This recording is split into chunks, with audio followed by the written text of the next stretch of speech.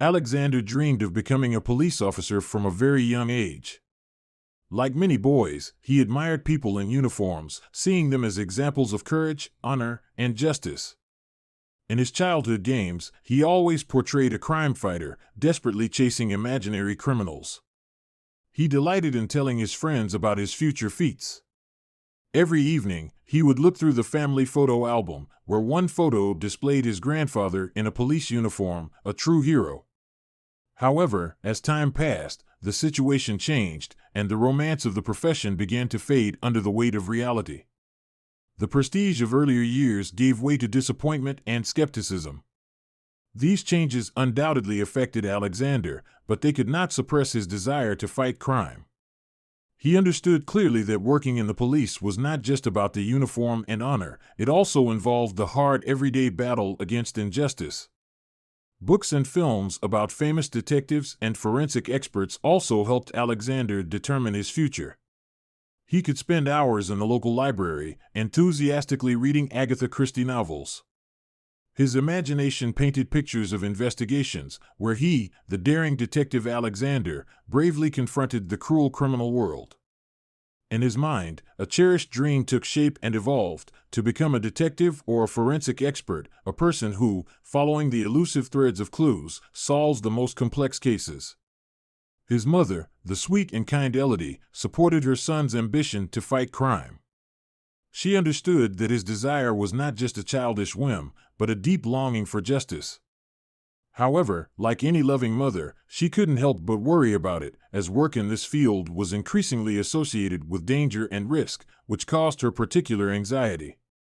Alexander's father was once a police officer and died from a criminal's gunshot even before his son was born.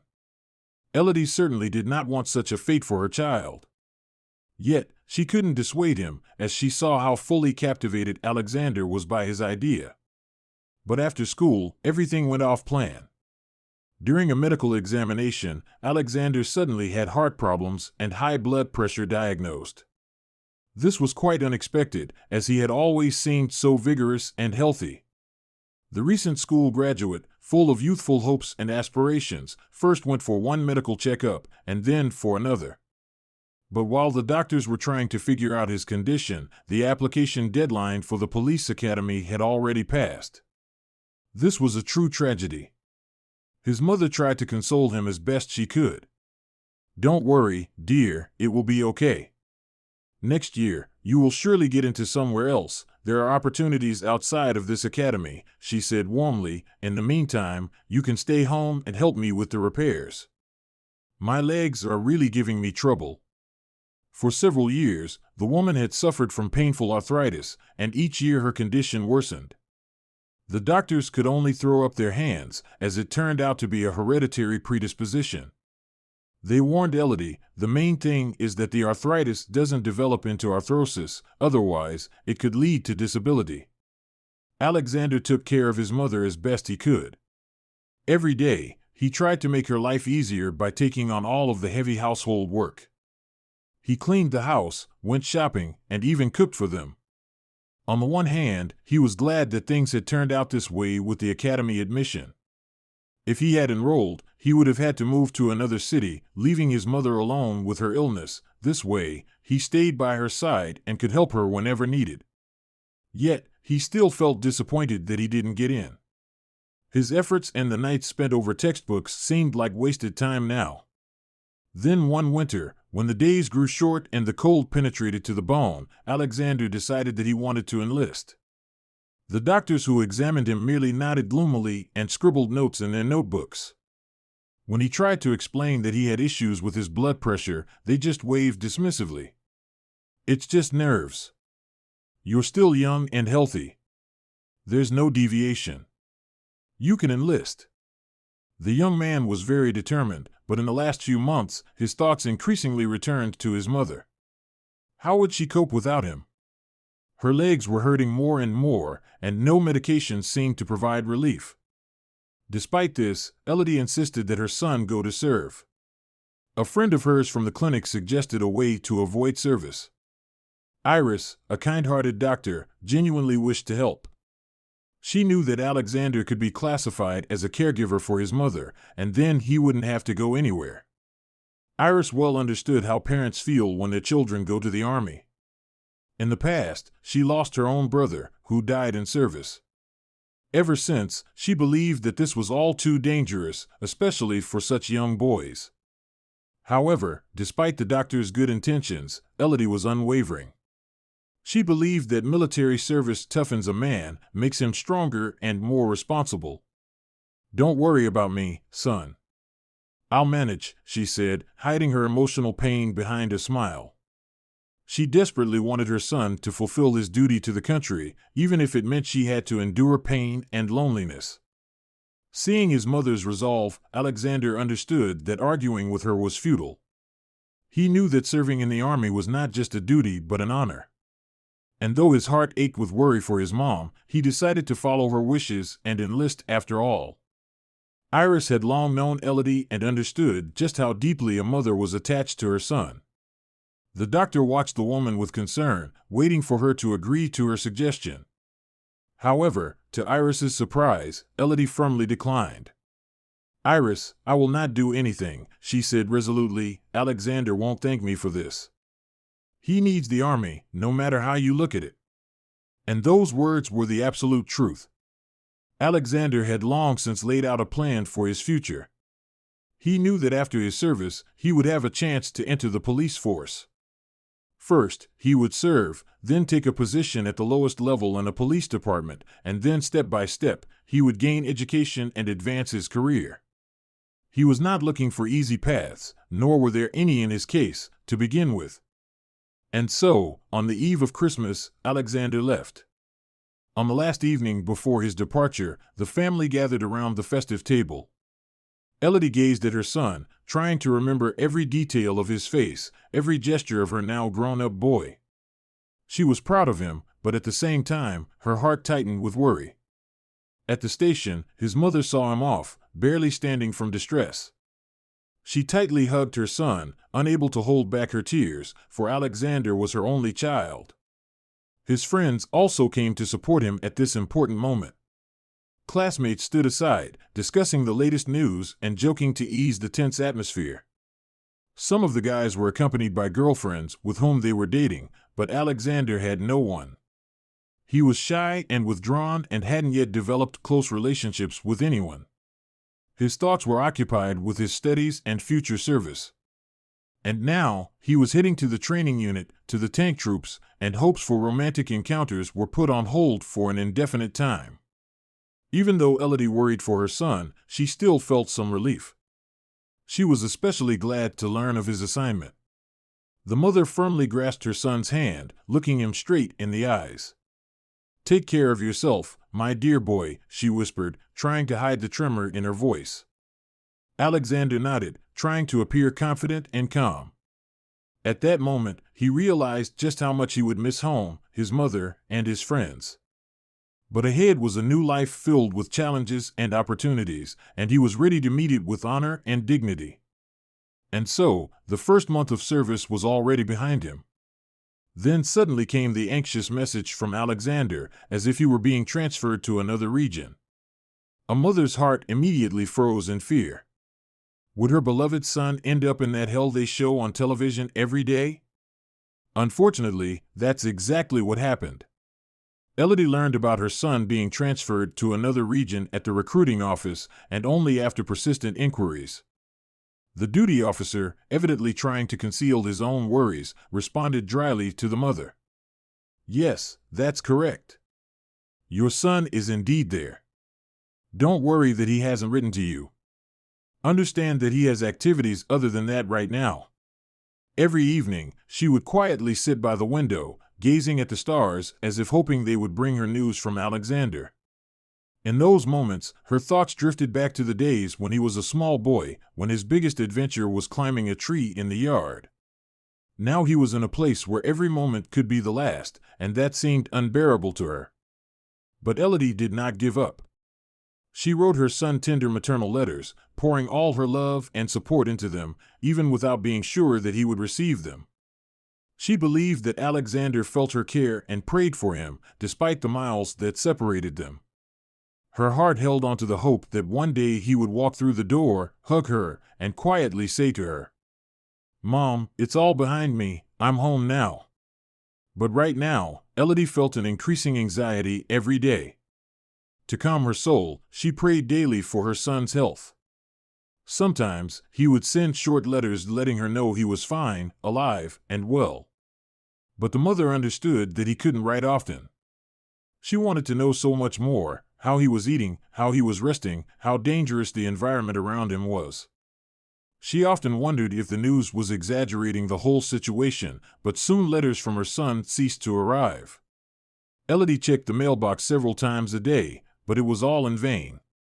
She even asked the local postman if any letters had been lost. But the postman assured her that all correspondence was delivered accurately and suggested she contact the recruiting office. Elodie increasingly realized that she needed to go there, but the fear of hearing bad news kept her from making that decision. She postponed her visit until the last moment, trying to hold on to the invisible thread of hope that her son was all right. In the end, she finally resolved to go. First, she was directed to one office, then to another, and so on in circles. Each time she moved from one office to another, she tried to ignore the growing pain in her knees and held on to the hope for good news. During long minutes of waiting, each new person in uniform appeared to her as the embodiment of hope, but she continued to pace back and forth, patiently waiting her turn. She immediately sensed the heaviness of the atmosphere. The commissioner sat behind his desk, looking down as if trying to find the right words. The silence stretched out like eternity, and the minutes felt like days. Finally, he spoke, looking her directly in the eye. He spoke slowly, with obvious regret in his voice, and his words were a true shock to the woman. "Your son is missing after a heavy battle," he said. Elodie, trembling from fear and uncertainty, quickly asked where he could have gone missing. The chief sighed heavily and suggested that Alexander might have been captured, but unfortunately, he had not been found during the rescue operations. Not knowing what to do next, Elodie asked through her tears, "What am I supposed to do now?" The commissioner, looking at her with deep sympathy, could only quietly respond, "Pray." He assured her that if they learned anything new about her son, they would definitely inform her. Elodie just nodded and left the office, feeling her eyes fill with tears.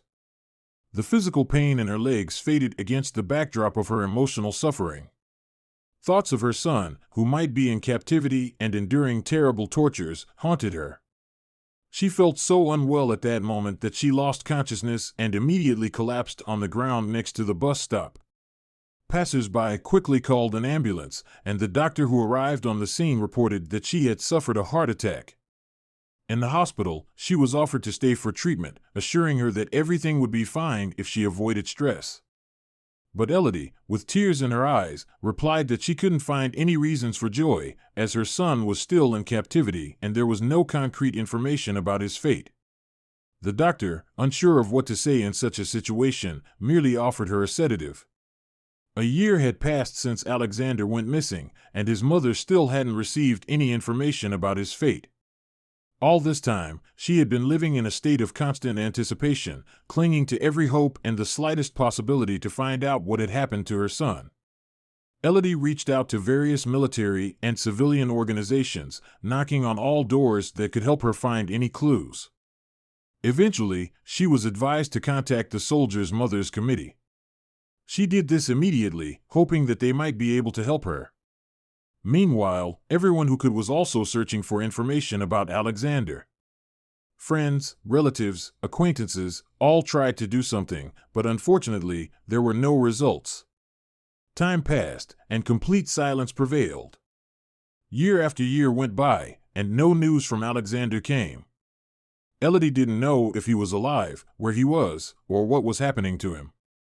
3 long years of uncertainty and suffering passed.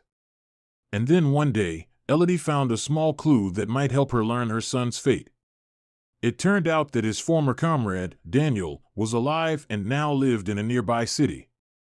Daniel and Alexander had served together, and this man might know for sure what had happened to her son. Without hesitation, Elodie set out to meet Daniel. When she entered his small, neglected apartment, it was immediately clear to her that Daniel's life had spiraled out of control. Alcoholism and mental issues had turned the once brave soldier into a mere shadow of himself. Talking to him was difficult, his thoughts were jumbled, and his speech was incoherent. However, Elodie didn't give up. She asked one question after another, hoping to extract something useful and valuable from his mind. Daniel, often distracted and losing track of the conversation, finally said that Alexander was likely dead and buried somewhere over there, in a foreign land. Elodie felt as if the ground had vanished beneath her feet. Daniel also told her that he fought against hallucinations every night, and memories of their service haunted him constantly. He drank heavily to numb these tormenting images, but that only worsened his condition. Unfortunately, the meeting with Daniel brought Elodie no clarity. On the contrary, it left her with even more questions than answers. But one thing became obvious: she still had a long way to go in the search for her son. And perhaps the end of this story would be nothing like what she had hoped to see. Elodie's health worsened each year. Now she needed to walk with a cane and felt a constant pain in her heart. Sometimes exhausted and overwhelmed, she would lie in bed and pray to God. She would ask him to allow her to die and take her to himself if her son was indeed up there in heaven. If Alexander was still alive, she begged God to take her life in exchange for her son's. Elodie continued to suffer and fight for her son, often seeing him in her dreams. These dreams were more like memories of Alexander at different stages of his life, from the joyful little boy chasing a ball in the yard to the grown man. She frequently woke up with tears in her eyes, recalling his smile and laughter. But one day she had a very strange and distressing dream. In this dream, Alexander was unrecognizably pale, his face twisted in pain, and his voice trembled with fear. He told his mother that he was underground, that he was alive but needed her help. "Mom, I'm in the ground. Help me, dear," he cried in the dream, and those words reverberated in her mind like an echo. Elodie woke up in the middle of the night. This dream upset her greatly, and her heart raced even faster. Could it be that her son was in a grave? But that couldn't be. He was clearly asking for help. Elodie could not fall asleep again until morning. She sat on the edge of the bed for a long time, lost in heavy thoughts. She went through all the possible interpretations of what this dream might mean. Perhaps it was just a product of her exhausted mind, or maybe it was a sign sent from above. Despair and anxiety overwhelmed her, and the woman made a decision. The next day, she would go to church to talk to the priest and ask him for help and advice. In the morning, despite the pain and weakness, she slowly made her way to the church, using her cane for support. In her heart remained the hope that there, among the icons and quiet prayers, she could find an answer to her pleas. After all, God is merciful; He would surely provide a sign. Elodie always saw herself as a modern, rational person, not inclined to believe in mysticism or the supernatural, even though she regularly attended church. However, after that dream, her mind was seized by a strange and unsettling feeling that did not allow her a moment's peace. She began calling various organizations that dealt with searching for missing persons. Although many prisoners had already been freed, Alexander was not among them. With each passing day, her hope for his return faded, but that dream remained vivid and tangible in her memory.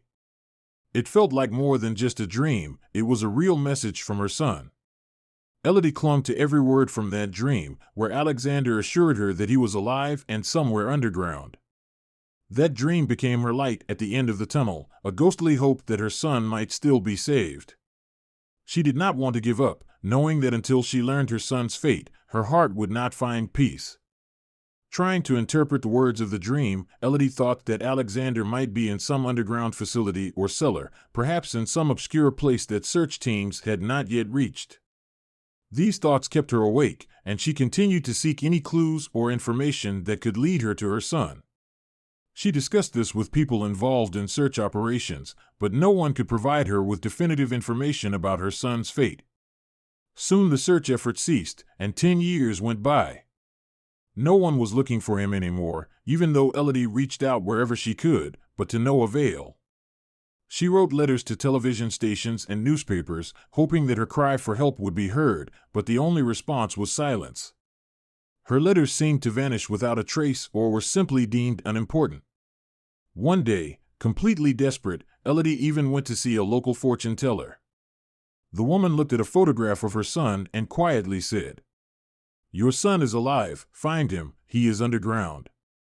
These words, instead of bringing her comfort, only intensified her pain. A mother whose heart had long been torn by grief could find no peace anywhere. Suffering and constant worry took their toll. By the age of 50, Elodie had completely turned gray, and she was granted disability status.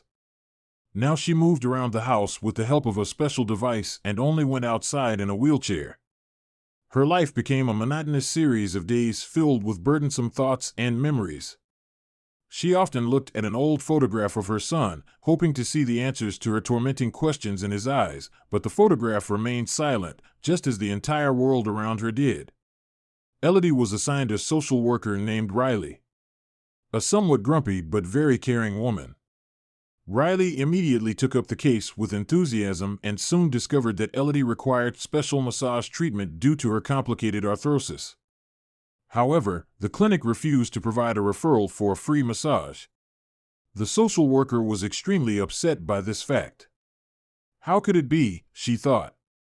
A woman only receives a disability pension, and her only son is missing in the war. She was determined not to give up and decided to fight for the rights of her charge. After numerous appeals and persistent requests, Riley finally got her way. Through social services, she managed to arrange for a visiting massage therapist.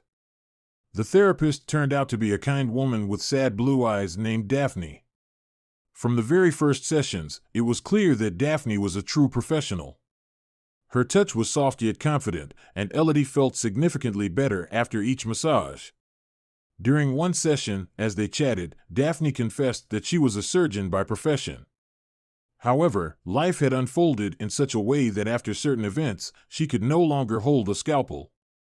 She had retrained as a massage therapist and, according to her, had no regrets because she loved her new job. Elodie nodded in response, realizing that everyone faces difficult times in life, and she didn't press Daphne for more details about her career change. On that day, a family photo album lay on the table. Elodie invited Daphne for tea, and they began to talk again. Elodie showed Daphne the pictures from the album. When Daphne saw a photo of Alexander in his military uniform, she suddenly froze. After asking if that was her son, she stated that she seemed to know him, although he looked a bit different then. Worried, the mother asked Daphne to explain where she might have seen her son. Daphne took a deep breath before starting her story. She was about 30 years old, had graduated from medical school, and had recently married a surgeon named Matthew. They were happy and planning for the future. One day, they were offered a chance to go to a conflict zone, where one surgeon had been killed and another had simply fled. Despite the danger, the civilian population still needed medical assistance.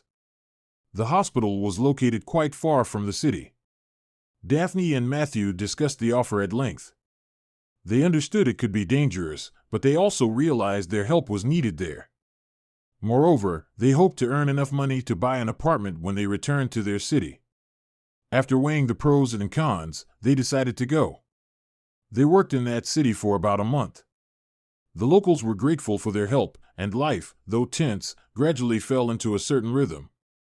But one night, their tranquility was shattered. Bandits broke into their home, demanding to see their wounded companion. Matthew, understanding that this could be a trap, flatly refused, and then one of the bandits shot him in the head. Right in front of Daphne. At that moment, her world collapsed. She lost her beloved, but she couldn't allow herself to give up. The bandits, paying no attention to her grief, grabbed Daphne and forced her to perform surgery on their wounded comrade. Her hands trembled violently with fear, but she knew she had to do everything possible to save him, otherwise, she would face the same fate as her dear Matthew. After the surgery, the bandits took Daphne to some abandoned place. The woman quickly realized that it was unlikely she would be left alive. They tossed her into a deep pit, where there was straw on the bottom and an unfamiliar, shell-shocked young man. Daphne had no means to help him, and they sat in the pit together until dawn. In the morning light, she was finally able to get a good look at the young man's face. He was very young, possibly even a teenager. Daphne tried to learn his name, but he either couldn't or wouldn't speak. So they sat silently side by side, sharing the fear and uncertainty of their future. It turned out that due to the shell shock and stress, he was unable to utter a word. Then they pulled Daphne back up and took her somewhere again. Logan, one of the bandits, was still a very young boy. The woman quickly sensed where they were heading. Overcoming her fear, she asked him to let her go, stating that she had done everything his masters wanted. But the boy simply remained silent. When he brought her to the edge of a ravine, he suddenly shot into the air and hissed through his teeth, "Run away from here, woman!" Daphne didn't need much convincing. Soon she was back with her people and told them about the boy in the deep pit. They explained to her that he would either be shot or sent to work, although the latter seemed unlikely. Not long after, the city was liberated, but the boy was never found. After all that she had experienced, Daphne could no longer work as a surgeon. Eventually, she admitted to Elodie that the boy bore a striking resemblance to her son. Wiping her tears, the mother asked, "Did they find the boy after the liberation?" Daphne could only reply that he wasn't seen dead. The two women paused, looking at each other. Just a few days later, Daphne was pushing a wheelchair along the platform in which Elodie was seated. Together, they set out for the place where, 10 years ago, Daphne last saw Alexander. Now the city didn't seem as ominous as it had been etched in Daphne's memory. It was an ordinary town where ordinary peaceful people lived. People were building houses, and children were playing ball. Two women, one pushing a stroller with an infant, strolled leisurely down the street.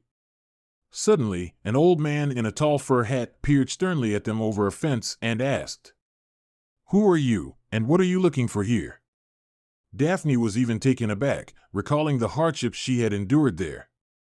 She scolded herself for coming back, realizing she wasn't equipped to be in this place. What could they find here? They were just strangers in this town.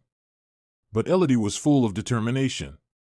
For so many years, she had approached various organizations, asking for help in finding her son, hoping for the support of others, but now she stood where her Alexander had once been seen. It had been a long time, but it was still a place of significance.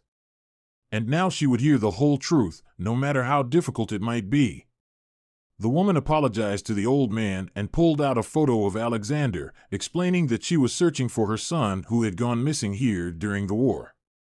The old man grumbled that many had gone missing here and advised them to leave as soon as possible. If after so many years her son hadn't shown up, it meant he was no longer alive. Elodie almost pleaded with him to look at the photo, explaining that she had traveled from afar, covering thousands of kilometers. The old man reluctantly took the photograph and, upon glancing at it, unexpectedly softened. He recalled the young man who had helped the locals during that difficult time for everyone. "You know, I remember him," the old man said suddenly, returning the photo to the mother. "But what happened to him since then, I don't know. You'd better speak to Carter, he knows more about those events." Elodie thanked the old man and, despite her fatigue, felt that she had taken the first step toward the truth. Now she and Daphne knew whom to approach, and hope once again settled in their hearts. Together, they went to Carter, a tall, gray-haired man with a proud gaze and a strikingly handsome nose. He casually took the photo, glanced at it quickly, and his expression changed instantly. Noticing this, Elodie quickly became anxious and asked if he knew anything about the man. Carter replied, a bit taken aback, that the boy bore a striking resemblance to his shepherd. He assured Elodie that he certainly didn't keep him as a slave, but had simply found the boy half dead in one of the pits after the war. An ordinary deep pit in the ground. The old man had meant to turn him over to the authorities, but they flatly refused, thinking the boy would die anyway, and they didn't want to deal with his body. The old man then pulled the poor boy out of the pit, and his wife helped him recover. However, the young man lost his memory, and Carter had simply called him Owen all those years. Daphne was shocked to hear this and asked why the old man hadn't informed anyone. He was genuinely surprised, explaining that he had healed the boy, and he had now become his reliable helper around the house.